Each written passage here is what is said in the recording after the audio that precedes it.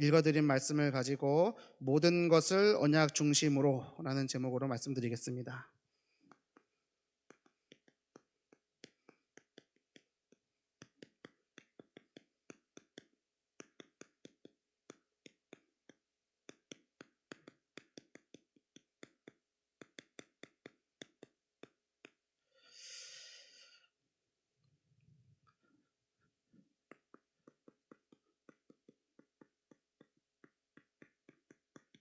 우리 강단의 말씀으로 창세기 24장의 말씀을 주셨습니다.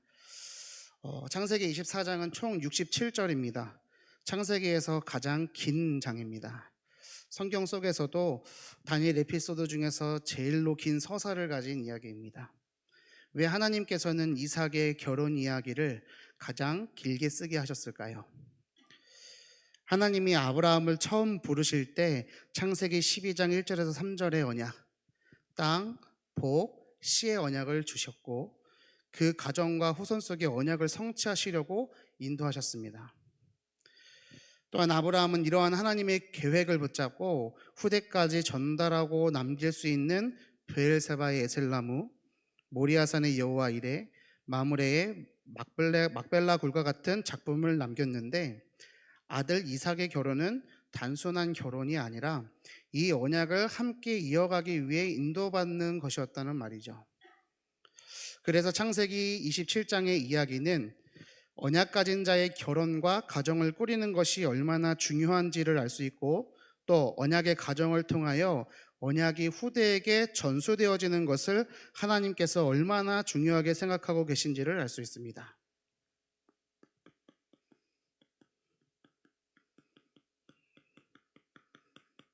지금 제가 언약의 전달이라 하지 않고 언약의 전수라고 하였습니다.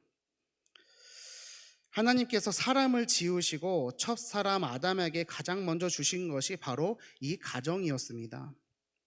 그리고 또한 사단이 사람이 하나님을 떠나도록 하면서 가장 먼저 깨트린 것도 가정이었습니다. 지금도 동일하게 사단은 역사하고 있습니다. 하나님께서 이 언약이 전달되는 것을 가장 중요하게 생각하시는 것만큼 사단도 이를 알기에 언약이 전달되지 못하도록 하는데 총력을 기울이고 있습니다. 그렇기 때문에 이러한 영적 사실을 아는 우리는 가정뿐 아니라 모든 것을 언약 중심으로 인도받는 것이 매우 중요합니다. 오늘 말씀을 통하여 이 축복을 회복하시기를 예수님의 이름으로 축원드립니다.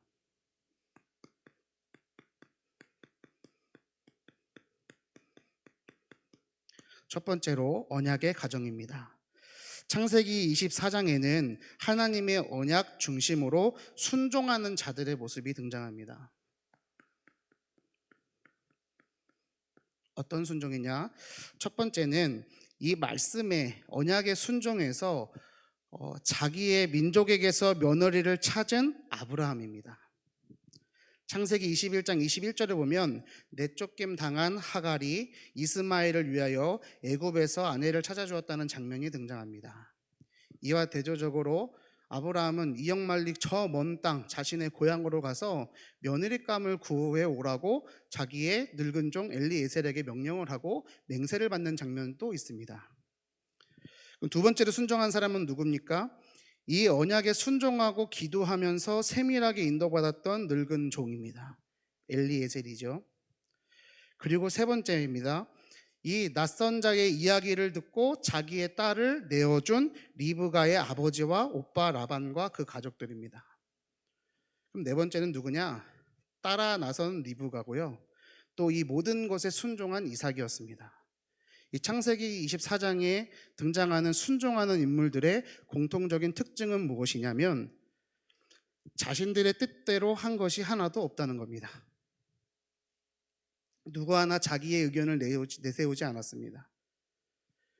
리브가가 안 따라 나섰다면 또 이삭이 리브가를 보고 안 받아들였다면 결혼 안 되는 거죠. 상식적으로 결혼할 때 가장 중요한 것이 무엇이겠습니까? 그것은 결혼 당사자들이 서로 사랑하는 것이고 또 한 가정을 이루겠다는 본인들의 뜻이고 의지겠지요. 하지만 이들은 자신의 뜻대로 한 것이 단 한 가지도 없었습니다. 그런데 그 무엇보다도 아름다운 가정을 세웠습니다. 그것은 그들이 서로를 사랑하기 이전에 먼저 하나님을 사랑했고 언약의 흐름 속에서 말씀에 순종하는 삶의 자세를 가지고 있었기 때문입니다. 그래서 그 무엇보다도 아름다운 가정을 세우도록 하나님이 인도하신 것이죠. 우리도 이러한 삶의 전환이 있어야 될 줄로 믿습니다. 이와 반대로 요즘 세상이 어떻습니까? 서로 사랑해서 가정을 세우는 것 같지만 사실은 서로를 사랑하기 이전에 서로를 사랑하기 위한 조건으로 여러 가지 눈에 보이는 조건들, 눈에 보여지고 겉으로 드러나는 세상적이고 또 육신적인 것들이 우선순위가 되어 있습니다. 영적인 것보다도 먼저 성격, 건강 상태, 전문성, 경제력, 학력, 직업, 가사 육아 태도, 가정 환경, 외모 등의 것들이 언약보다도 영적인 것보다도 더 우선되어지는 것이 현실입니다. 결혼식은 어떻습니까? 어느 결혼식장에서 식이 진행되느냐? 호텔이냐? 아니면 결혼식장이냐? 아니면 교회냐? 요즘엔 절에서도 한다고 하는데요. 필요한 음식은 어떠냐? 어떤 패물이 오고 가느냐? 신접살림은 어느 동네냐? 아파트냐? 빌라냐? 자가냐? 전세냐? 아니면 월세냐? 이런 것들로 그 결혼의 성패를 가늠합니다. 세상적으로 볼 때 좋으면 잘한 결혼이고 세상적으로 볼 때 아니면 못한 결혼입니다. 누가 손해보고 누가 이득보고 그런 것을 따지는 것이 결혼, 오늘날의 결혼이죠. 이것으로 끝이 아닙니다. 이 결혼식조차도, 이 결혼이라는 것조차도 영적인 선택과 기준은 찾아볼 수가 없는데 이것으로 끝이 아니라 여기에 더하여 사단은 하나님의 창조 질서를 깨트려서 남자와 남자가, 여자와 여자가 동성애와 결혼까지 하는, 또 나는 결혼하지 않겠다, 비혼주의, 또 나는 남자도 사랑하고 여자도 사랑한다, 양성애, 또 나는 남자도 아니고 여자도 아니다, 무성애. 또 이제 제3의 성이라고 하고 제4의 성, 5의 성 엄청 많이 나옵니다. 또 자신의 성별을 바꾸기 위해서 트랜스젠더. 트랜스젠더 안에서도 동성애자가 있는 거 아십니까? 골치 아픕니다. 이게 어디까지 가느냐? 저 캐나다나 저 유럽에는 결혼은 한 명 한 명이 결혼해서 한 가정을 이루는 거지 않습니까? 3명이, 4명이, 5명이 동시에 한 가정을 이룹니다. 상상이 되시나요? 그 하나의 가정을 3명, 4명, 5명의 하나의 가정을 이루는 기존에는 없었던 새로운 형식의 결혼을 하고 그것을 틀로 만들고 그것을 제도화하고 법제화하려고 하고 있습니다. 이 흐름을 막는 것이 점점 더 어려워지는 것 같습니다. 인권이 중요하다. 인격이 존중되어야 한다. 그래서 이들은 성소수자고 차별받아서는 안 된다. 분별과 차별은 엄연히 다른 건데 분별하는 것조차 차별이라 얘기하면서 역차별을 합니다. 하나님의 창조 질서를 무너뜨리고 세대 갈등, 젠더 갈등으로 분쟁과 갈등의 시대로 끌고 가고 있습니다. 이런 흐름 속에 결국에는 가정을 무너뜨리고 교회를 해체하려는, 그래서 후대에게 언약 전달을 막고자 하며 결국에는 후대들을 무너뜨리는 사단의 고도의 전략이 들어있는 거죠. 창세기 24장은 창세기에 등장하는 이야기의 주인공 4명, 아브라함, 이삭, 야곱, 요셉의 이야기 중 첫 번째 아브라함이 마지막으로 등장하는 장면입니다. 25장에서는 아브라함은 이제 사망을 하고 막벨라 굴에 매장을 하거든요. 두 번째 이삭의 이야기가 시작되는 부분인데 굉장히 길게 시작이 되는 거죠. 이것이 바로 언약의 세대 전수입니다. 하나님이 너무나 중요하게 여기신다는 거죠. 이 결혼의 이야기를 우리가 1절부터 67절까지 쭉 보다 보면은 진짜 하나님의 세밀한 인도하심입니다. 엘리에셀은 하나님께 조건을 걸어서 기도를 하고 하나님은 그의 보란 듯이 응답하시고 또 그 단 한 명도 불순종하는 것을 찾아볼 수가 없습니다. 하나님의 말씀에 순종하는 기본값, 그 기본 자세 속에서 하나님이 이루시는 언약의 전달, 이와 반대로 지금 이 현 시대, 이 시대를 살아가고 있는 이 세상 속에서 결혼 풍토를 두고 볼 때에 얼만큼 이 세상이 언약과 멀어져 있고 떨어져 있는 건지를 우리는 확인할 수가 있습니다. 후대에게 언약 전달의 의미를 새기면서 오늘 이 말씀을 잘 붙잡으시기를 바랍니다. 우리에게 주신 이 강단의 말씀을 이 시대를, 이 세상을 바라보면서 붙잡으셔야 됩니다. 그렇지 않으면 그냥 가정 안에서 언약 중심으로 서로 화목해라, 그냥 종교적인 메시지로밖에는 못 붙잡게 되는 거죠. 그게 아니라 진짜로 언약을 전달하는 겁니다. 후대들에게. 가정 안에서 이 가정을 이루는 자들로 인해서 전달되어야만 하는 거죠. 사단은 그것을 교묘하게 타고 들어와서 가정을 해체시키고 결국엔 교회를 해체시킨다니까요. 뉴스를 봤는데 최근에 진행되었던 청소년 동계수련회가 아니라 올림픽이 진행됐잖아요. 2주간 진행되는데 13세부터 17세까지 청소년들이 모여서 그 경기하는 그 숙소 곳곳에 콘돔이 비치됐답니다. 이거 쓰라고. 이것을 가지고 이것이 잘못됐다고 얘기하는 사람이 한 명도 없습니다. 세대가 그렇게 흘러오는 거죠. 언제부터 그렇게 됐습니까? 우리는 어느 순간 미디어에 노출되고 세상의 흐름에 가다 보니까 어느 순간 하나님이 주시는 하나님의 언약과는 상관없는 또 반대되어지는 것들에 익숙해져 있고 또 잘못되어 있는 세상의 흐름 가운데 목소리를 내는 것조차 하지 못하는 세상의 풍토 가운데 젖어버린 언약 전달의 의미를 가지고 창세기 24장을 들여볼 때는 더욱 많은 것들이 보여지는 겁니다. 나는 과연 하나님께 이렇게 순종할 수 있을까? 나는 과연 언약 전달하는 그 의미를 알고 하나님의 말씀 앞에 순종하고 있는가? 이 세대는 이렇게 하나님과 다르게 반대되게 흘러가고 있는데 나는 그 세상의 흐름에 거슬러 가고 있는가? 점검을 해보아야 되겠습니다. 우리는 삶 속에서 이 결혼뿐만이 아니라 여러 선택의 기로에 놓일 때가 많습니다. 하나님께서는 그 모든 것 속에서 언약 중심으로 인도받기를 원하십니다. 그렇다면 우리는 어떻게 인도받아야 할 것인가? 오늘 읽은 본문 출애굽기 13장을 다시 보겠습니다.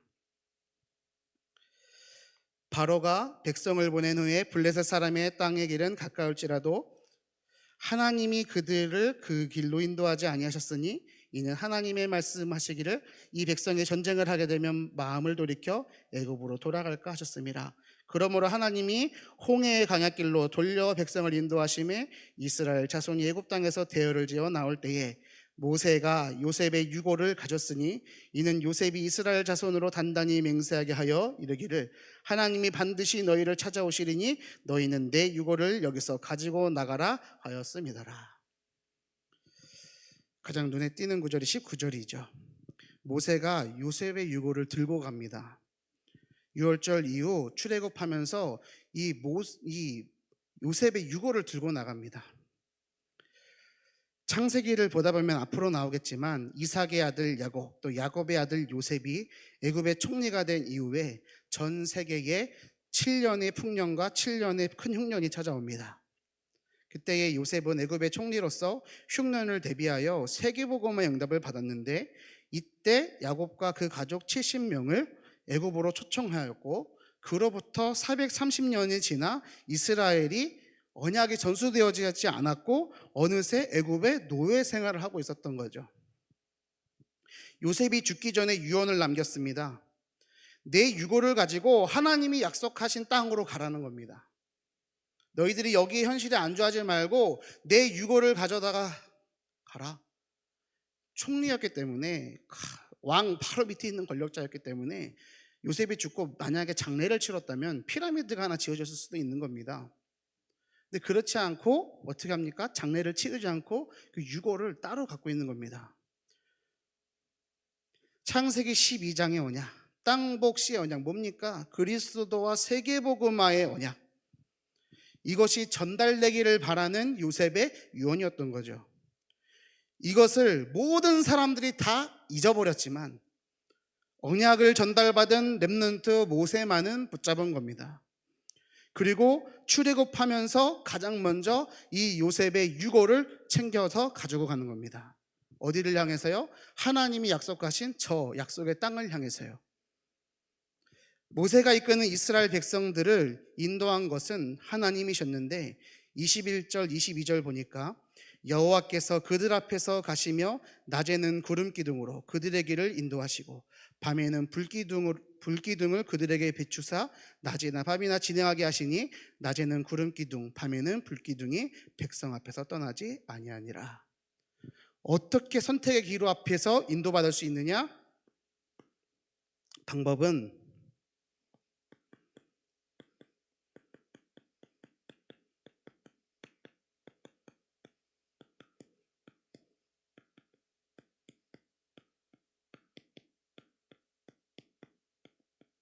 바로 구름 기둥, 불 기둥입니다. 아니, 하나님이 우리 삶 속에서 구름 기둥, 불 기둥으로 인도하시나요? 예. 구름이 일어나고 불이 일어나고 그것이 아니라 말씀으로 인도하고 계시지 않습니까? 그 구름 기둥, 불 기둥이 앞서갔습니다. 떠나지 아니하였답니다. 낮에는 그 사막 광야에서 구름 기둥이 에어컨과 차양막의 역할을 해줍니다. 밤에는 히터이고 길을 비추는 광원이 되어주죠. 광야의 사막의 더위와 추위를 막아주고 벌레나 해충으로부터 또한 위험한 동물로부터도 방어해주는 아주 중요한 것입니다. 가만히 보면 되게 좋은 겁니다. 좋은 것이라고 생각할 수 있습니다. 저도 좋은 것이라고만 생각했는데 조금만 더 생각해 보면 이것만큼 골치 아픈 것이 없습니다. 성경을 보면은 이 구름 기둥, 불 기둥이 하루에 어느 정도의 거리를 얼마의 속도로 얼마의 시간 동안 어떻게 움직였는지는 언급하지 않고 있습니다. 하루에 9시부터 6시까지 움직이고 며칠간 쉬고 또 쉬었다 가고 이게 아니라는 겁니다. 가만히 읽어보니까 밤에도 움직였습니다. 왜요? 불기둥이 인도했답니다. 군대 다녀오신 분들은 압니다. 행군하는 게 얼마나 힘들고 텐트 치고 걷는 게 얼마나 골치 아픈지를. 늘 텐트 치고 텐트를 걷고 광야길을 행군하는 건데 이 구름기둥 불기둥은 한마디로 하나님 뜻대로 움직입니다. 하나님이 마음먹은 대로 움직입니다. 그 길을 걸어가는 이스라엘 백성들의 사정이나 그 환경은 절대 고려하지 않습니다. 구름기둥 불기둥이 가면 밤이든 낮이든 새벽이든 한밤중이든 움직여야만 하는 것입니다. 과연 쉬운 일이었을까요?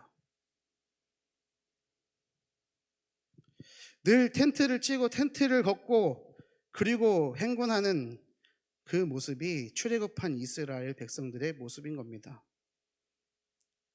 쉽지 않았다는 증거를 출애굽기 곳곳에서 확인할 수 있는데 바로 이어서 출애굽기 14장에 보면 눈앞에 홍해를 만납니다.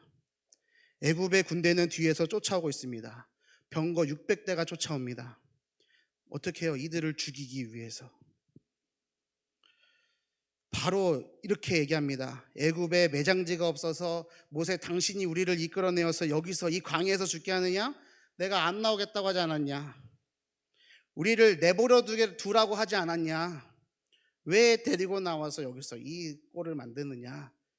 여기서 이렇게 죽느니 애굽 사람을 섬기는 노예로 있는 것이 더 나았다 라고 얘기하는 거죠. 구원받아 나왔는데 구원받기 이전의 삶의 상태가 더 좋았다고 얘기하는 겁니다. 그리고 구원으로 이끈 그 지도자를 향해서 손가락질하고 비난을 합니다. 뭐라고요? 우리를 왜 구원해냈느냐고. 그냥 거기서 살게 내버려 두지. 지금 무엇을 보고 있습니까? 눈앞에 홍해를 보고 있고 등 뒤에 있는 애굽의 군대를 쳐다보고 있는 겁니다.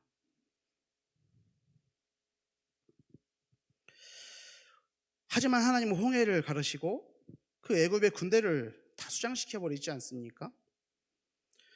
그러면은 감사함으로 광야길을 걸어가면 되는데 또 어떻게 합니까? 홍해가 갈라지는 기적을 체험한 이후에도 이들은 계속해서 날마다 먹을 것, 마실 것을 가지고 불평불만을 합니다. 배고프다가 아우성입니다. 하나님이 하늘에서 양식을 내려주시니 너무 맛있다고, 아니 이게 무엇이지? 이게 뭐람? 해서 만나라고 이름 짓고 먹습니다.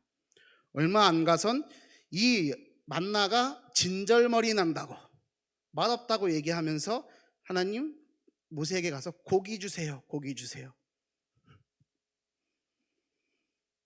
목마르다고 물을 달라 합니다. 물을 줍니다. 이제는 물이 쓰다고 합니다. 재밌지 않습니까? 나중에는 모세가 머리 끝까지 화가 나갖고 어떻게 됩니까? 하나님 말씀대로 하지 않고 그냥 집어대로 지팡이 쳐서 물을 줬는데 이것 봐라, 니들이 원한 물이다 하지 않습니까? 근데 그것 때문에 모세는 가나안 땅 못 들어가거든요. 이스라엘 백성들은 도대체 왜 그랬을까요? 모세는 보았지만 이스라엘 백성들이 보지 못한 것이 있습니다. 그것은 바로 17절에서 18절.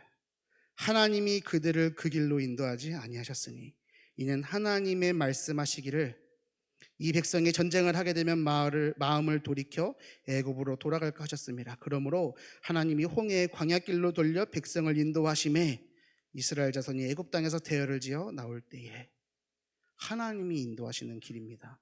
하나님이 가라고 하는 길입니다. 하나님이 이끌어온 길입니다. 14장에도 나옵니다. 하나님이 모세에게 명령하십니다. 자, 저 홍해 앞에 가서 바닷가에 진을 쳐라. 애굽의 군대도 내가 이끌어 올게. 눈앞에 홍해가, 등 뒤에 있는 그 애굽의 군대는 하나님이 인도하신 현장입니다.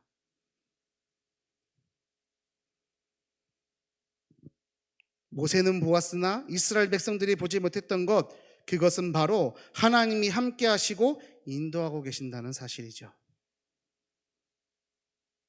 모세는 늘 확인했지만 이스라엘 백성들은 그것을 생각조차 하지 않습니다. 그저 눈앞에 보이는 현실 앞에서 육신적인 반응만을 할 뿐입니다. 구름기둥, 불기둥을 따라가기만 하면 그 끝에는 언약의 땅 가나안이 기다리고 있습니다. 하루하루 의미 없는 듯 보이고 말씀을 따라가는 순종하는 것이 아무런 힘이 없고 의미 없어 보일지라도 그것을 순종해내는 것이야말로 광야길에서 가장 의미 있는 것이며 안전하게 인도받는 방법 중의 방법입니다. 구름기둥, 불기둥이요. 다시 말하여 말씀 중심의 삶을 말합니다. 말씀이 가라 하면 가고 서라 하면 서는 겁니다. 언제 가라 할지 언제 서라 할지 모릅니다. 늘 말씀을 청종하고 있어야 됩니다. 근데 가고 서는 데는 내 의지나 내 뜻이나 내 동기나 내 목적은 전혀 필요 없습니다. 하나님의 뜻과 하나님의 계획만이 있는 겁니다.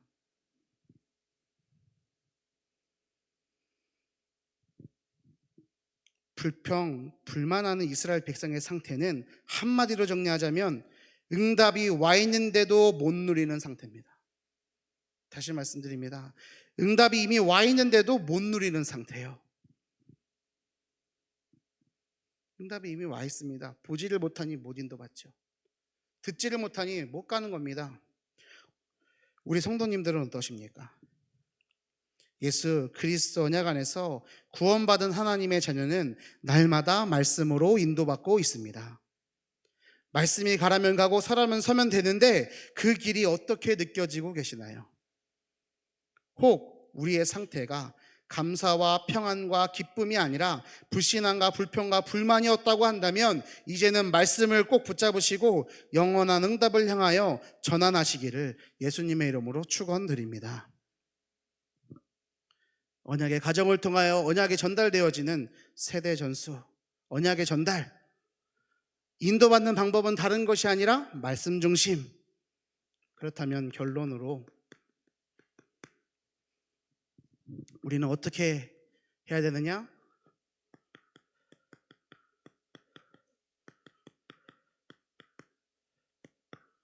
언약 중심으로. 우리들은 모든 상황, 문제, 갈등, 위기를 기도로 바꾸면서 답을 내야 됩니다. 우리에게 있는 모든 상황, 문제와 갈등과 위기, 기도하면서 하나님의 뜻을 깨달아 알 때에 그것이 더 이상 문제가 아니고 위기가 아니고 갈등이 아니라는 것을 알게 됩니다. 근데 알기까지 우리는 말씀을 붙잡고 기도를 해야 된다는 거죠.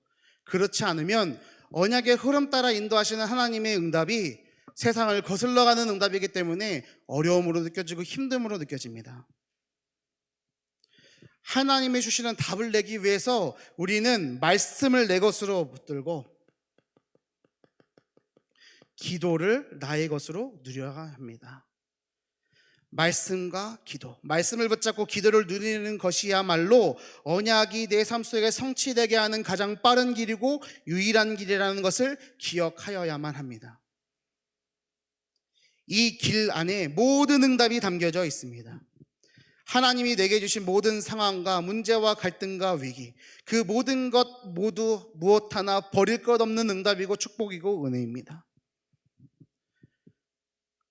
심지어는 필요 없다고 느껴질 수 있었던 그 어려움이, 그 아픔이, 그 상처가 하나님의 언약의 여정 속에 꼭 필요한 한 조각일 수도 있습니다. 문제가 왔다면 문제가 와야 되는 이유가 있는 겁니다. 하나님이 막지 않으신 데는 이유가 있습니다. 문제라는 것이 발견되었다면 갱신할 것은 갱신하고 그것을 뛰어넘어야 합니다. 여기서 뛰어넘으라는 것은 그 문제를 무시해버리라는 말이 아닙니다. 그 문제를 무시해버리라는 말이 아닙니다. 문제가 온 이유가 어디에 있겠습니까? 나에게 있습니다. 그것을 찾고 언약으로 갱신하여 뛰어넘으라는 말입니다. 그 문제를 해결하라는 말이지 그 문제를 발로 뻥 차버리라는 말이 아니라니까요. 언약을 중심으로 누리라는 것은 현실을 도피하라는 말이 아닙니다. 그 현실 속에서 언약으로 답을 내버리라는 말입니다. 뛰어넘으시기를 바랍니다. 그 문제를 뛰어넘을 때 그 문제 상황이 다시는 일어나지 않게끔 혹은 그 문제가 또다시 문제되지 않게끔 답을 내버리는 것. 예수 그리스도 모든 문제 해결자 그 언약 복음은 그런 힘이 있습니다. 언약 붙잡고 말씀 붙잡고 기도의 비밀을 가진 자는 그 모든 것을 거슬러 올라가 승리할 비밀이 있습니다. 힘과 은혜가 있습니다. 이것을 꼭 누리시기를 예수님의 이름으로 축원드립니다. 어려움과 갈등이 있다면 그것을 발판 삼아서 성장하여 그 속에 빠져있는 다른 모든 사람들을 살리고 도울 수 있는 힘과 능력을 가지면 됩니다. 사도행전 16장의 바알과 같이 열심히 가던 길에 문이 막혔다면 그 즉시 멈추어서 하나님의 다른 계획, 하나님의 뜻을 묻고 구하고 찾아 전환하면 됩니다. 여기에서 그 즉시 멈춘다는 말의 의미는 무엇이냐면 하나님의 뜻이라면 바로 이전까지는 옳다고 생각하고 맞는 것이다라고 생각하던 것을 멈추고 바꾸어서, 다시 말해서 내 것이 옳지 않구나, 자기 부정의 자세와 거기에 더불어 하나님의 뜻을 찾아내는 자세까지가 합쳐져 순종이라는 겁니다. 내가 원하는 거 하고 내가 하고 싶은 거 하고 내가 할 수 있으니까 하는 것, 그것은 순종이 아닙니다. 할 수 없어도 이해하지 못할지라도 하나님이 말씀하시면 하는 거. 원수를 사랑해라. 어떻게 사랑합니까? 원수인데요. 원수는 외나무 다리에서 만나는데 칼 열심히 갈아서 찔러야죠. 어떻게 사랑합니까? 왼뺨 맞으면 오른뺨도 내주라고 했습니다. 우리의 세상적인 기준과 상식으로는 도저히 상상할 수 없는 이율배반적인 것들이 이 말씀 속에 얼마나 많이 있습니까? 나 혼자 먹고 살기도 바빠 죽겠는데 남을 살리라니요. 문제와 갈등과 상황이 위기가 있다면 그것에 그냥 죽어야 되는데, 아니면 그것을 원흉을, 그 문제에 있는 그 문제의 원인을 제거해 버려야 되는 건데 그것이 아니라 모든 것을 살려내라니요. 말이 안 되지 않습니까? 이 세상의 흐름과 거스르는 방법, 말씀 중심. 그 말씀을 나의 것으로 붙드는 방법, 기도. 이것을 누리고 계십니까? 우리는 우리에게 주신 말씀의 흐름 앞에 이 말씀과 기도의 비밀을 나의 것으로 누려야 될 줄로 믿습니다. 그 즉시 멈춘다. 하나님의 뜻이 아니라면 그 즉시 멈춘다. 이것은 힘이 있어야 됩니다. 힘이 있어야 된다니까요. 바울이 열심히 준비했습니다. 소아시아를 들어가기 위해서 모든 것을 준비했습니다. 아니, 자기 육신의 영달을 위해서 준비한 게 아니지 않습니까? 예수의 영이 허락치 않습니다. 성령이 막으십니다. 그날 밤에, 하룻밤에 어떻게 합니까? 마게도냐를 향해서 가지 않습니까? 모든 내가 옳다고 생각했고 내가 맞다고 생각했던 그것을 하룻밤 만에 손바닥 뒤집는 겁니다. 이 비밀을 모르는 사람이 쳐다보면 뭐가 되는 줄 아십니까? 저 사람 왜 저래? 어떻게 사람이 저렇게 헷가닥거려? 구름기둥, 불기둥이 맨날 가던 길로 가지 않습니다. 어느 때는 뒤로 가고 어느 때는 왼쪽으로 가고 어느 때는 가만히 서 있습니다. 어떻게 할 겁니까? 그 바깥에 빠져나가면 죽는걸요. 하나님이 그 구름기둥, 불기둥 가는 거를 이스라엘 백성들과 상의하지 않으셨다니까요. 그저 순종하면 됩니다. 그저 따라가면 됩니다. 어떻게 해요? 인도하시는 대로요. 구름기둥, 불기둥이 어디를 향하여 갈지, 어떻게 꺾어 움직일지 알 수 없습니다. 아, 오늘은 저 구름기둥이 얼만큼 가겠구나. 아, 이번엔 저 불기둥이 얼마 동안 서 있겠구나. 아무런 의미가 없습니다. 그저 그 기둥이 움직이는 대로 그것을 있는 그대로 받아들여 텐트를 걷고 텐트를 치고 행군을 하는 그런 순종의 자세가 전환하기에 앞서 기본 디폴트 값으로, 우리의 기본 세팅 값으로 가지고 있어야 하는 자세라고 저는 생각합니다. 사랑하는 언약의 모든 성도님들, 모든 것을 언약 중심으로 붙잡으시기를 바랍니다. 말씀을 따라가기만 한다면 우리들은 이래도 괜찮고 저래도 괜찮습니다. 아멘이십니까? 하나님의 말씀 붙잡고 이래야만 한다, 저래야만 한다. 아니요, 그렇지 않습니다. 많은 신자들이 자신의 뜻을 관철시키기 위해서 어떻게 합니까? 산기도 하고 금식기도 합니다. 안 됩니다. 하나님의 뜻이 우리 삶 속에서 이루어지려면 우리가 하나님과 맞춰야지, 절대로 하나님은 우리의 뜻과 맞추지 않습니다. 창세기 3장의 나중심, 육신중심, 성공중심, 그 뜻으로 하나님을 이길 수가 없습니다. 빨리 죽어야 합니다. 그리스도와 함께 죽었고 다시 살리심을 받았다면 위의 것을 찾으라, 땅의 것을 생각하지 말라. 이 비밀을 알았던 전도자 바울의 고백이죠. 모든 성도님들 정말로 말씀을 붙잡으시길 바랍니다. 말씀을 인도받으시길 바랍니다. 모든 것을 언약 중심으로, 모든 것을 언약 중심으로, 먹고 살아가는 모든 것을, 내가 선택하는 모든 것을 말씀 중심으로, 교회 강단의 말씀을 중심으로 인도받으면 됩니다. 왜 이래도 괜찮고 저래도 괜찮으냐? 우리가 착하기 때문에 아닙니다. 우리가 바르기 때문에 아닙니다. 헌신을 많이 해서도 아닙니다. 교회 오래 다녀서이도 아닙니다. 직분을 받아서 때문도 아닙니다. 우리에게 하나님이 주신 복음 때문에, 언약 때문에, 다시 말하면 자신의 목숨을 내어주기까지 우리를 사랑하시고 우리를 축복하시는 하나님 때문입니다. 그러므로 우리는 나의 것을 의지하는 것이 아니라 하나님의 것을, 복음을, 예수님을 의지해야만 합니다. 내 생각, 내 기준, 내 마음이 아니라 말씀을 따라가는 것입니다. 구름기둥, 불기둥을 쫓아갔던 이스라엘 백성들과 같이, 모세와 같이 모든 사람들이 이끌어가는 지도자의 응답을 받을 것이냐, 아니면 불평불만만 하던 이스라엘 백성들과 같이 응답받을 것이냐, 그것은 우리의 선택에 달려 있습니다. 눈앞에 보여지는 현실을 보지 마십시오. 그 현실 뒤에 계시는, 그 상황 너머에 계시는 하나님의 계획을 바라보시길 바랍니다. 하나님은 세계복음화를 향하여 모든 것을 응답해 가고 계십니다. 그래서 우리는 그 영원한 응답을 향하여 뭐 하면 됩니까? 전환하면 됩니다. 전환이라는 말 자체에 무슨 뜻이 있는 거냐면 하나님의 뜻과 반대된다는 겁니다. 하나님의 것을 향하여 가라는 겁니다. 전환이라는 말 자체가 내가 흘러가고 있던 방향이 하나님의 방향과는 반대였다는 말입니다. 전환하시길 바랍니다. 하나님의 뜻을 찾으시길 바랍니다. 하나님의 뜻을 구하시길 바랍니다. 말씀을 따라 인도받으시면 됩니다. 말씀에 귀 기울이십시오. 말씀이 안 들려지는 내 자신이 발견될 겁니다. 내가 말씀을 못 듣고 있구나가 깨달아질 겁니다. 그래서 더 말씀 앞에 무릎 꿇는 겁니다. 하나님, 말씀으로 인도하옵소서, 말씀으로 주장하옵소서, 기도하시길 바랍니다. 때로는 도무지 이해할 수 없는 상황이라 할지라도 그것을 허락하시고 막지 않으신 하나님의 뜻과 계획을 의지하며 말씀을 통하여 하나님을 믿으며 힘차게 당당하게 걸어나가는 생명력이 넘치는 신앙생활하는 모든 언약궤 성도님들 되시기를 예수님의 이름으로 축원드립니다. 기도하겠습니다. 하나님 아버지, 감사합니다. 구름기둥, 불기둥 같은 말씀으로 우리를 세밀하게 인도하고 계시는 하나님께 감사를 드립니다. 모든 것을 언약 중심으로 붙잡는, 그래서 가고 서는 모든 것을 말씀으로 기준 삼을 수 있는 순종의 축복을 주시고 이것을 먼저 누리고 증거하는 은혜도 주옵소서. 영세전부터 영원까지 흘러가는 말씀의 비밀, 기도의 비밀이 나의 것이 되게 하여 주옵소서.